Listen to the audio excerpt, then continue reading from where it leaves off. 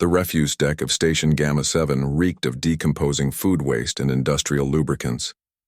Marcus Chen adjusted his maintenance suit's air filter and continued his rounds, checking the atmospheric processors that kept this forgotten level of the station habitable.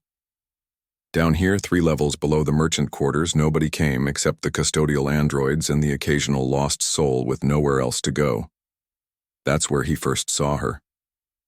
She crouched behind a massive waste recycler, her pale blue skin almost luminescent in the dim emergency lighting. Her species was unfamiliar to Marcus, tall and willowy even while hunched over, with delicate features that seemed carved from moonstone.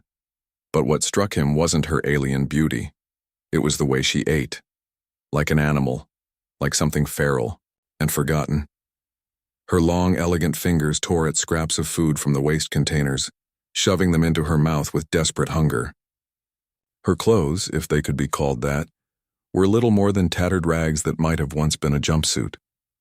Dark stains covered the fabric, and her silver hair hung in matted tangles around her face. Marcus's first instinct was to call security.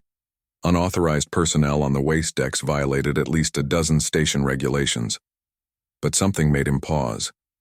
Maybe it was the way she moved, with a fluid grace that spoke of nobility even in her degradation. Maybe it was the brief glimpse he caught of her eyes when she looked up, startled by his presence.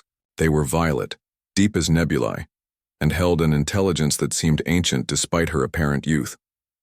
"Hey," he called softly, not wanting to spook her further. She bolted.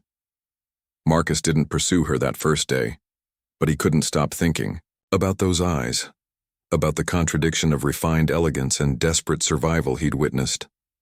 Over the next week, he found himself making excuses to extend his shifts, to spend more time on the refuse deck. She was there again 3 days. Later, in the same spot, this time Marcus came prepared. "I brought food," he announced from a safe distance, setting down a sealed container of fresh rations. Real food, not scraps. The girl, for despite her alien features, something about her demeanor suggested youth, watched him with the wariness of a wounded creature. She didn't approach the food until Marcus had backed away and settled himself against a bulkhead, making himself small and non-threatening.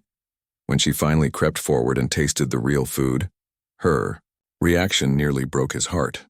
She ate slowly, savoring each bite as if it were the finest delicacy. Tears, or something like tears, streaked down her face. "What's your name?" Marcus asked gently. She looked at him for a long moment, then made a sound, musical and lilting, but utterly alien to human ears. "I can't pronounce that," Marcus admitted. "Can I call you Liana? It means graceful one in an old Earth language." Something flickered in her violet eyes. Recognition? Approval? She nodded slowly. Over the following weeks, Marcus established a routine. He would bring food, leave it at a safe distance, and simply sit with her while she ate. Gradually, Liana began to trust him. She started sitting closer, eventually allowing him to approach without fleeing. Marcus used his technical access to research her species in the station's xenobiology databases. What he found chilled him.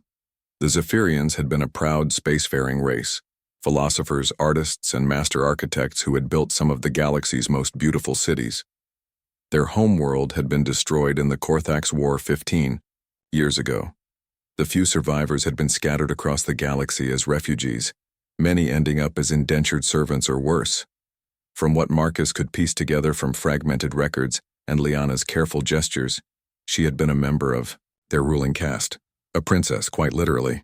Her family had died in the planet's destruction, and she had somehow ended up on Station Gamma 7, surviving in its bowels like the vermin the other species considered her people to be. But Marcus saw what others missed. When Liana moved, even in her tattered rags, she carried herself with unconscious dignity. When she ate the scraps he brought, she did so with careful ceremony, as if each meal were a sacred ritual. She was teaching herself human language from discarded data tablets, her keen mind absorbing information with startling speed. "Why do you help me?" she asked one day, her English halting but clear. Marcus considered the question.